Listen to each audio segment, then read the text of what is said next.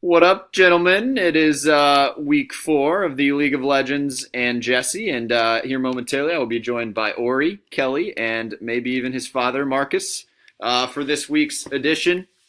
First of all, let's just take a look at the standings here. It's the League of Legends and Jesse. We got the Lollipop at 3-0, looking pretty good. We got some other teams at 2-1 and 1-2, and then we have Mr. Luckbox at the bottom. A little bit curious there. We'll see if we can get Mark's take on that here momentarily. I'm going to turn it over to the man here in just a moment, so we're going to get the scoreboard going. And as I do, once again, just would like to thank the Tesler, Adler, and Wayland Law Firm for everything they do, all the bodies that they've buried, all the sex that they've had with people that they don't want to have, but they have to have, and so on and so forth. So with that said, we're gonna fire away here with the preview of the Mr. Luckbox and Pimpin' 8 Breezy. Mark, what's your analysis here? Yeah, so I'm probably going to do this just a little bit differently. I probably won't be as thorough as what Nathan is, but I hope everyone will be happy with it. So for the Foster and the Tramp matchup, I really think the edge goes to Foster here. I don't necessarily always look at the projections because I think they're a bunch of bull hockey. I agree with that. But I think there's a lot of rooting interest for the Monday night game. The over/under is supposed to be 56 points, and the edge is solely dependent on it goes to Foster, and I think that it's fully dependent because of that Monday night game. So even though the projection has Brady better, I'm not really high on him right now. I just think he's had a lot of back-to-back not super great games. Dallas has showed that you can throw on him a little. Or throw on the Giants, and I believe they'll be able to. I think that Miami is a sneaky good defense, though. Agree with that. I think Hunt hasn't been super impressive this year so far, mainly because he's not being used a lot in the pass game. Mahomes is looking for that dump off 10 yards downfield, not the 5-yard dump off. So I think that's really hurting his points. Yeah, his carries have been good, right, Mark? Yeah. Just his the lack of involvement in the backfield. Yeah, I think that a lot of his fantasy points last year, a lot of his. I mean, let's be honest, Alex Smith is no Pat Mahomes, so a lot of the dump offs would go to Hunt. Very true. So Denver has been giving up points to the running back though. So I like him in this spot though. For Tramp, honestly, I do like Trey Boo Boo. Tampa Bay. Trey Burton, for those of you. Yeah, sorry if you don't know. Tampa is the worst D against the tight end. They give up over 100 yards to Vance, and obviously Vance trucked stick to Conti. I don't know if you've seen it. It was not polite. It was not polite. You look it up if you haven't seen it. Go YouTube it. Vance is on my team this week, by the way. Nice. Trubisky isn't doing much, but he should be able to find Trey. So he should be able to have a top 10 performance, though. I actually call this a lock of the week, though. It's your lock of the week, Mr. Luckbox? Yes. Okay. I would give a suggestion to Trampus: do not play Dalvin. I don't like Dalvin. He's just he's injury prone, and Sterling Shepard is he's going to go bonkers. Yeah, I like Sterling Shepard this week, and I just echo something Mark said, that when Dalvin gets back, he's going to be great. I think it'll be interesting to see if they go to him this week, on a short week. And they said he's going to play, so they're not going to throw him out there if he's not healthy. I can't imagine. But and with Ingram being out, I think Sterling's going to get a lot of those looks. Yeah, absolutely. And Foster, please drop Hogan. He's terrible.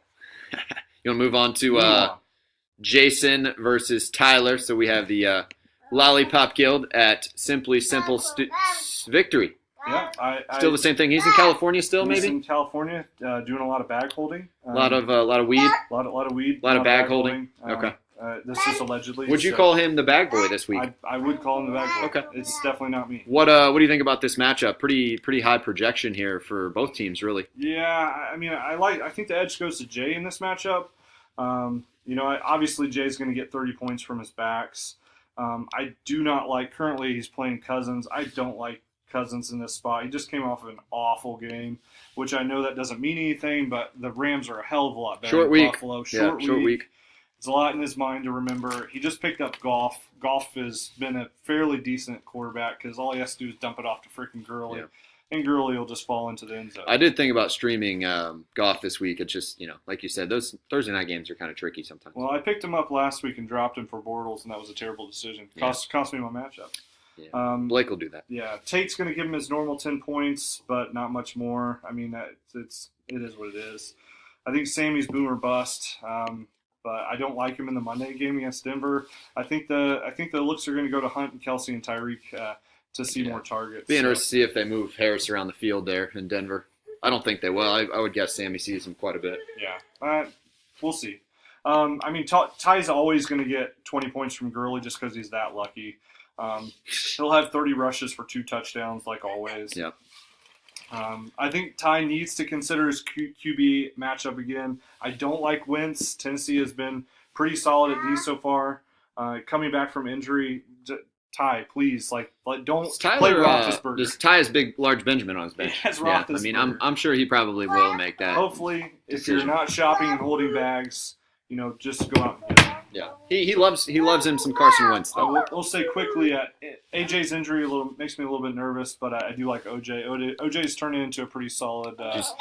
You see that AJ was a full participant today. Yeah, but a groin injury. I had that in high school. It really hurts, and it feels like someone's kicking you underneath the gooch. It hurts. Okay, yeah, I hate that. Can't have that. So moving on. Yeah, okay. Who do you like Jason in this matchup? Yeah, I like the edge goes to Jason. Really good running backs in this one. Both teams kind of hurting a little bit at receiver. But move on to Jesse and Joey's matchup. Joey still has not come up with an original name for his team, and big week for Shake and Bake. I mean, both these teams are 1-2, but Jesse started the year with some pretty good running backs. One veteran move, he did move David Johnson to the flex, looking to take some pressure off. What do you think about this matchup? I mean, I think the edge goes to Jay in the matchup. I think Mahomes is going to go bonkers like normal. Look at that projection, 110 almost. He's so. I mean, Mahomes has just been Mahomes until he's done otherwise. I think he's a lock. Like I said earlier, over under for that game's 56 points. So there's going to be a lot of points scored in that position. So. Chris Carson should have a top 15 week. Zona is a 32 ranked D against a running back. They're just awful. They're awful defense. So, no team has allowed more fantasy points in the league and have been given the second most rushing yards. So he should be a decent RB2. So, it's pretty tough pick up a W if we had Peyton Barber and. I mean, James, when you're playing Peyton Barber and playing Ted Ginn and your RB2 and flex. Barber has been awful. A really, really, really bad letdown. Very awful. I mean, what's Ronald Jones? You didn't even know what happened. They haven't him active. I mean, he hasn't even been active. I think there's got to be something going on there in the locker room. I think there's better days to come for James once he gets Mark Ingram and I think someone else's. He's got some players coming back. He has Edelman. He has Edelman and Mark Ingram, especially Mark Ingram. I mean, there's no way that they can continue to give the ball to Kamara at this rate. He's going to get killed. I mean, Hogan's not getting looks, so Edelman will. So you like Shake and Bake this week, Big Jesse Shaver? I do. Okay. I do. Well, we will move on to the. I do want to say real quick, though, that Gio is going to be Jesse's MVP in this. Oh, fantasy MVP. Spot. Gio Bernard. That's a really good matchup. I mean, Falcons give up a lot of rushing yards and receiving yards to backs. Should be a good matchup. I agree with that. Top 12. It'll be a sneaky good DFS play, too, especially now with the extra flex, if you're into that action. Here we have pass first offense against Juice Uri Day. That's how that is pronounced. So the Nathan McClung, Blake Lively co-coach team against Michael Mitch, who's checking out college chicks, and we all hate you for that, Michael. That's very true. What do you think on this one, Marcus? I'd say I'd give you the edge, to be perfectly honest. Very generous. I like your pickups that you just made. I think that are wise decisions, and I think that it just proves that I was the MVP on Trampus's team last year. Okay. Because I wouldn't have made. You wouldn't have made that deal. I wouldn't have made that deal. I mean, Dalvin Cook is just awful. Dalvin Cook's got a lot of upside for me. I probably would not have made the trade if I were 2-1, but I was not in a position at 1-2 that I could afford to wait on Dalvin anymore. So I think it was a pretty fair trade. All right. No. I definitely think it's fair. I just don't. I think I definitely like your end. You like my side of it? I do. I don't expect Fitzmagic to have a lot of magic this week. Pitt wasn't a good D, and they got after Fitzy a lot, causing a lot of sacks and turnovers. And, I mean, Pittsburgh's just an awful defense. He still got you 20 points. I think there's upside there, but, I mean, defense, the Bears are pretty solid on defense. They've really only had one bad half, the second half against Green Bay. But, when you get a big lead, it's easy to give up some touchdowns. Yeah, I mean, Julio and Tyreek are going to do what they do because, I mean, obviously, I think it's going to help out Julio that Ridley's going nuts right now. But, I think I like your matchup. Burita and Carrion, I think those three backs are. They're hard matchups, too. Yeah, I mean, exactly. Burita at, the Chargers, although their run defense hasn't been as good. But, Dallas just showed slows, against Saquon. They can hold the D. Well, and they just slow the game down. They eliminate some possessions. I will say a note, James White. I like that. James White, Dolphins give up 23 receptions for over 20 yards to the running backs. Is that true? That's very true. That's a great statistic. And like I said, I love your pickups, love your team. So. Okay. I will. That was very generous. We'll move on to the Pat against the Butt Buddies matchup. Nathan sucks D's nuts. For those of you following along at home here, Nathan sucks D's nuts. Butt Buddies. Very vulgar name. We allow you in the team or in the league, and you kind of hating on the commissioner. Yeah, I think this has been Patrick's name for a long time. Kind of hurtful, but I understand. So Butt Buddy, yeah, I mean, I love the Buddies in this matchup. I mean, they've been fairly solid this year so far. His receivers are so good. I've said it every week. Yeah, they're I was up 33 last week with Juju and Mike Evans left, and I knew I didn't think I had a chance. They're pretty solid. They're really good. Honestly, Aaron Rodgers has been beat up since week 1. I'll be interested to see if Buffalo's D is legit or if Minnesota's if that was a fluke. Right. I heard their head coach took over the D play calling during the second half of the Chargers game, and since then they've been pretty solid on D. I don't know. Good intel. I don't necessarily know if that's true, but that's what I heard. I mean, Russ has been steady, 20 points, but he's been in the middle of the pack. I mean, that's pretty amazing, showing what the quarterbacks have been doing this year. I heard he's the 18. Yeah, they have him 15 here. I've heard 15. I've heard 18. So maybe depending on scoring. It's seriously crazy. Yeah. The amount. I mean, just people. I mean, Fitzmagic and Roethlisberger. It's just crazy. A lot of bad defense in the NFL this year.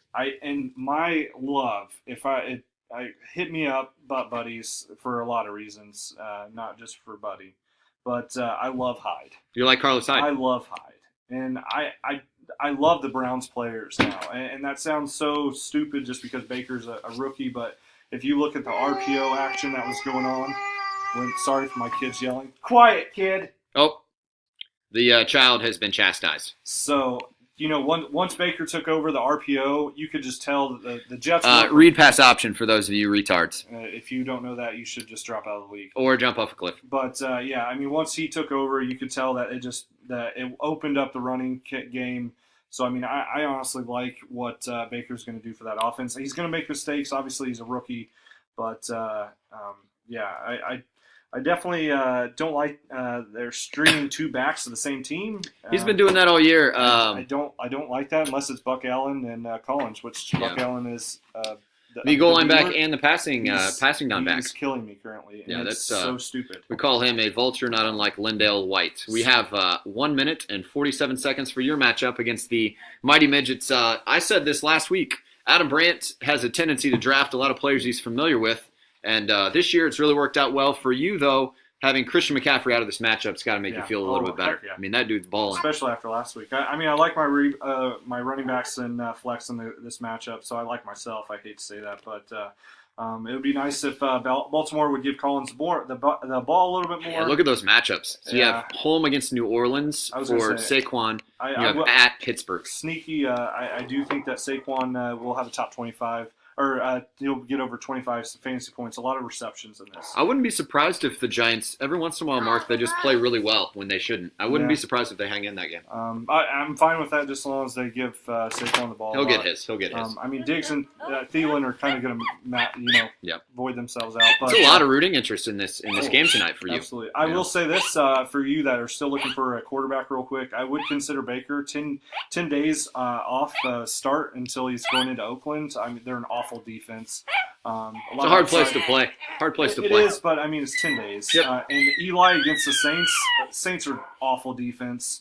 And another one I would consider is Jake Butt for tight end at Denver. He's kind of a sleeper, yeah. Sleeper. Michigan? Is that correct? Yes. Yes. He actually tore his ACL in the, I believe, in the bowl game or the week before. How? So just a couple questions to finish up. Travis Kelce, Gronk. Who would you rather have? Currently, Kelce. Rest of year. I'd say Kelce. I just don't like. I honestly feel like. Yeah. Boys, it's been fun. Ori, you want to say bye? Mark, thanks for co-hosting. Say bye to the people. Bye.